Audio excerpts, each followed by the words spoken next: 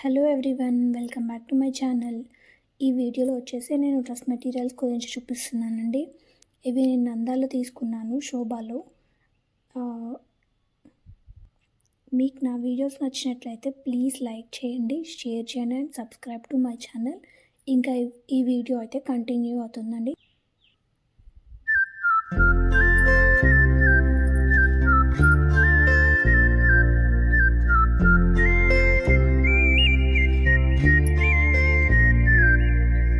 చూపులే నా గుండె అంచుల్లో కుంచెలానిదే బొమ్మ గీస్తున్నాయే.